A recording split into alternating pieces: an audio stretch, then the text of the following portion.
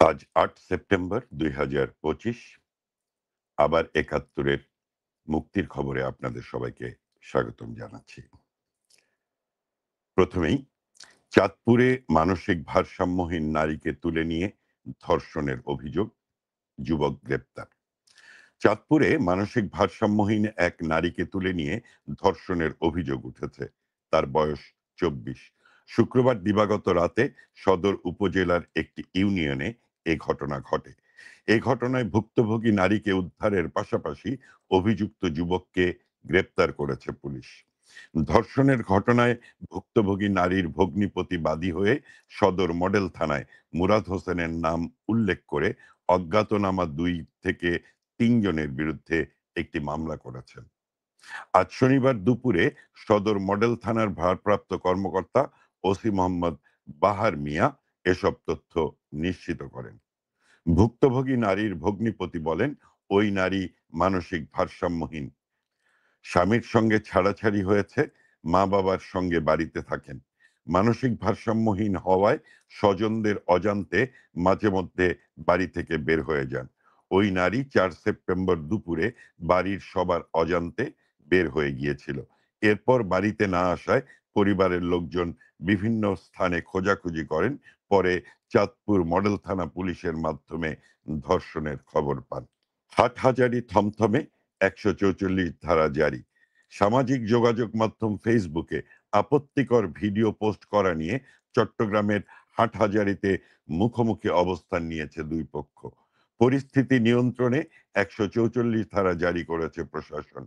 হাটহাজারীতে একদিকে কওমি লোকজন ও মাদ্রাসার শিক্ষার্থী, অন্যদিকে অন্যদিকে সুন্নি জনতা, উভয় পক্ষের মধ্যে ইটপাটকেল ও ঢিল ছোড়াছুড়িতে ১.৫ শতাধিক মানুষ আহত হয়েছেন। এর মধ্যে অন্তত ১২৭ জনকে হাটহাজারী উপজেলা স্বাস্থ্য কমপ্লেক্সে নেওয়া হয়। গতকাল রাত ১:৩০টার দিকে উপজেলা স্বাস্থ্য কমপ্লেক্সের অফিসিয়াল ফেসবুক পেজ থেকে জানানো হয়, হাসপাতালে ১৬০ জনকে প্রাথমিক চিকিৎসা দেওয়া হয়েছে।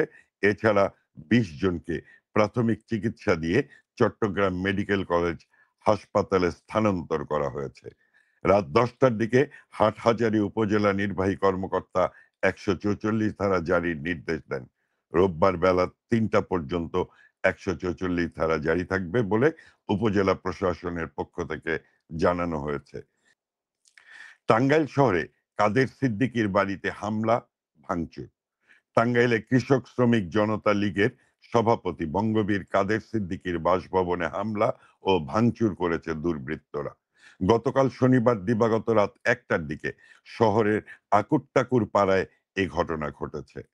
শহরের কবি নজরুল সরণিতে কাদের সিদ্দিকীর বাসভবনে ২য় ও ৩য় তলায় সোনার বাংলা কমিউনিটি সেন্টারের ওপরের তলায় কাদের সিদ্দিকীর বাসা। হামলার সময় তিনি নিজ বাসায় ছিলেন। বাসার কর্মচারীরা জানান, গতকাল রাতে কাদের সিদ্দিকী বাসায় ঘুমাচ্ছিলেন। দিবাগত রাত ১টার দিকে ১০ থেকে ১৫ জনের একটি দল বাসায় ইটপাটকেল নিক্ষেপ করে। তারা মই দিয়ে বাসার গেট টপকে ভিতরে প্রবেশ করে দুটি গাড়ি ভাঙচুর করে। এ সময় আশেপাশের লোকজন এগিয়ে এলে দুর্বৃত্তরা পালিয়ে যায়। হামলাকারীরা মুখ বাঁধা এবং কয়েকজন হেলমেট পরা ছিল। টাঙ্গাইল থানার ভারপ্রাপ্ত কর্মকর্তা তানভীর আহমেদ জানান, পুলিশ বিষয়টির দ্রুত তদন্ত শুরু করেছে। দ্রুতই জড়িত ব্যক্তিদের শনাক্ত করা হবে এবং আইনের আওতায় আনা হবে। এদিকে আজ রোববার কাদের সিদ্দিকীর নির্বাচনী এলাকা বাসাইলে কাদেরিয়া বাহিনীর মুক্তিযোদ্ধাদের সমাবেশ অনুষ্ঠানের আয়োজন করা হয়েছিল। সমাবেশে প্রধান অতিথি করা হয়েছিল কাদের সিদ্দিকীকে, কিন্তু ছাত্র সমাজের ব্যানারে একই স্থানে ছাত্র সমাবেশের আয়োজন করা হয়। এ অবস্থায় আজ সকাল ৬টা থেকে সন্ধ্যা ৬টা পর্যন্ত বাসাইল শহীদ মিনার ও আশেপাশের এলাকায় ১৪৪ ধারা জারি করেছে প্রশাসন। কুষ্টিয়ার লালনের আখড়াবাড়িতে পুলিশ মোতায়েন। কুষ্টিয়ার কুমারখালী উপজেলার ছেউরিয়ায় অবস্থিত ফকির লালন শাহের আখড়াবাড়িতে নিরাপত্তা জোরদার করা হয়েছে।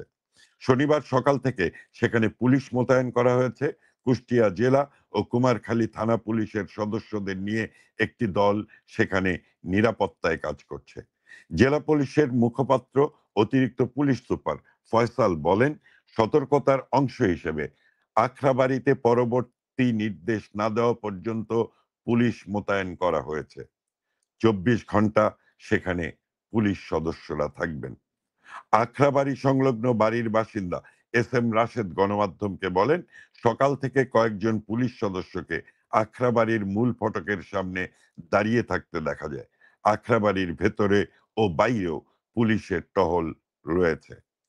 আগামী ১৭ই অক্টোবর লালন শাহের তিরোধান দিবস।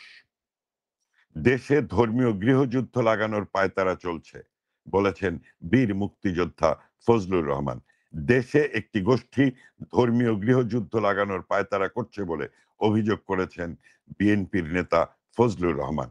রাজবাড়ীর গোয়ালন্দে কবর থেকে মরদেহ তুলে পুড়িয়ে ফেলার ঘটনার নিন্দা ও ক্ষোভ জানিয়ে তিনি বলেন, যারা এ ধরনের অপকর্মের সঙ্গে জড়িত তারা প্রকৃত মুসলমান নন। এসব করে দেশে ধর্মীয় গৃহযুদ্ধ লাগানোর পায়তারা চলছে। তাই প্রতিটি ধর্মপ্রাণ মুসলমানকে এ ধরনের অপকর্ম মোকাবেলা ও প্রতিরোধ করতে হবে। কিশোরগঞ্জের অষ্টগ্রাম উপজেলা সদরে ঈদে মিলাদুন্নবী উপলক্ষে আয়োজিত জশ্নে জুলুসে এবং পরে মিলাদ মাহফিলে প্রধান অতিথির বক্তব্যে তিনি এসব কথা বলেন। ফজলুর রহমান বলেন, আমি কোনো তরিকার বিরুদ্ধে না। যে যেই তরিকায় বিশ্বাস করেন তিনি সেই তরিকায় নিয়মভাবে স্বাধীনভাবে পালন করবেন। কেউ কাউকে বাধা দিতে পারবে না। এ সময় তিনি মাজার ভাঙার বিরুদ্ধে কঠোর হুঁশিয়ারি দেন। ভোলায় একদিনে ২টি খুন হয়েছে। একদিকে ইমাম খুন হয়েছেন, অন্যদিকে নদীতে অজ্ঞাত লাশ উদ্ধার করা হয়েছে। ভোলা জেলায় একই দিনে মর্মান্তিক ২টি ঘটনা ঘটে, যা এলাকাবাসীর মধ্যে ব্যাপক উদ্বেগ ও আতঙ্কের সৃষ্টি করেছে। শনিবার রাত ৯টার দিকে ভোলা দারুল হাদিস কামিল মাদ্রাসার মুহাদ্দিস এবং ইসলামী ঐক্য আন্দোলনের জেলা সেক্রেটারি সদর উপজেলার জামে মসজিদের ইমাম মাওলানা আমিনুল হক নোমানীকে তার নিজ বাড়িতে দুর্বৃত্তরা ধারালো অস্ত্র দিয়ে কুপিয়ে হত্যা করে পালিয়ে যায়। স্থানীয়রা গুরুতর আহত অবস্থায় তাকে হাসপাতালে নিয়ে গেলে কর্তব্যরত চিকিৎসক তাকে মৃত ঘোষণা করেন। এ ঘটনার প্রতিবাদে শহরে বিক্ষোভ মিছিল হয় এবং দ্রুত খুনিদের গ্রেপ্তার ও শাস্তির দাবি জানানো হয়। এর আগেই একই দিনে তজুমুদ্দিন উপজেলার চরলাদেন সংলগ্ন মেঘনা নদীতে এক পুরুষের অর্ধগলিত লাশ ভাসমান অবস্থায় উদ্ধার করেছে নৌপুলিশ। মরদেহ ময়না তদন্তের জন্য সদর হাসপাতালে পাঠানো হয়েছে। ভোলা সদর থানার ভারপ্রাপ্ত কর্মকর্তা হাসনাইন পারভেজ জানান, নোমানী হত্যা ও অন্যান্য ঘটনার ব্যাপারে তার নোমানী হত্যা ও অন্যান্য ঘটনার ব্যাপারে তারা গভীরভাবে তদন্ত করছেন এবং অপরাধীদের দ্রুত আইনের আওতায় আনা হবে। নিজ বাসায় মিলল কুমিল্লা বিশ্ববিদ্যালয়ের শিক্ষার্থী ও তার মায়ের মরদেহ। সিসিটিভি ফুটেজ হাওয়া কুমিল্লা বিশ্ববিদ্যালয়ের এক শিক্ষার্থী ও তার মাকে নির্মমভাবে হত্যা করার ঘটনা নিয়ে চাঞ্চল্য ছড়িয়ে পড়েছে পুরো এলাকায়। রোববার ৭ সেপ্টেম্বর রাত ১১টার দিকে কুমিল্লা নগরীর কালিয়াজুড়ি এলাকায় নিজ বাসা থেকে উদ্ধার করা হয় ২ জনের নিথর দেহ। নিহতরা হলেন কুমিল্লা বিশ্ববিদ্যালয় প্রশাসনের লোক প্রশাসন বিভাগের ১৬তম ব্যাচের শিক্ষার্থী সুমাইয়া আফরিন পিঙ্কি এবং তার মা ফাতেমা আক্তার। সকাল ১০টা থেকে রাত ১২টার মধ্যে ঘটে যায় এই ভয়াবহ হত্যাকাণ্ড, যার কোনো প্রত্যক্ষ সাক্ষী নেই। তবে রহস্যময় একটি সিসিটিভি ফুটেজ সামনে এসেছে। সেখানে দেখা যায় সকাল ৮টা ৮ মিনিটে অজ্ঞাত এক লোক মাথায় টুপি ও পরনে পায়জামা পাঞ্জাবি পরে বাসায় প্রবেশ করে। পরে ১২টা ২২ মিনিটে বেরিয়ে যায়। পরে ১১টা ২২ মিনিটে বেরিয়ে যায় এবং আবার ফিরে আসে ১১টা ৩৪ মিনিটে। কিন্তু ঠিক দুপুর ১টা ৩৫ মিনিটের পর থেকে কোথাও আর কোনো ফুটেজ নেই, যা পুরো ঘটনায় যুক্ত করেছে নতুন রহস্য। পুলিশ বলছে, মরদেহে আঘাতের চিহ্ন না থাকলেও ঘটনাটি যে একটি পরিকল্পিত হত্যাকাণ্ড তা প্রাথমিকভাবে নিশ্চিত তারা। অটো চালকের ২ চোখ খুঁচিয়ে তুলে পোড়ানো হলো আগুনে। শরীয়তপুরের জাজিরা উপজেলায় ঘটেছে এক বীভৎস অমানবিক হামলা, যা কাঁপিয়ে দিয়েছে গোটা দেশকে। শনিবার মোহর আলী শিকদার কান্দি গ্রামে এক যুবক রমজান মোল্লাকে হাত পা বেঁধে চোখ উপড়ে ফেলে নির্মমভাবে হত্যা করার চেষ্টা করে। স্থানীয়দের ভাষ্যমতে চোখ দুটো তুলে পুড়িয়ে ফেলা হয় আগুনে। রমজান এখন ঢাকায় চিকিৎসাধীন, জীবনের সঙ্গে লড়ছেন। চিকিৎসকরা জানিয়েছেন তিনি চিরতরে দৃষ্টিশক্তি হারিয়েছেন। অভিযোগ উঠেছে এলাকার কুখ্যাত মাদক ব্যবসায়ী সুমন শিকদার ও তার সহযোগীরা এ হামলার সঙ্গে জড়িত। এলাকাবাসীর দাবি রমজানকে পুলিশের সোর্স সন্দেহে নির্মমতার শিকার করা হয়েছে। ঘটনার পর ক্ষুব্ধ জনতা সুমনের বাড়িতে আগুন ধরিয়ে দেয়, ৩টি বসতঘর ও ২টি দোকান ভস্মীভূত হয়।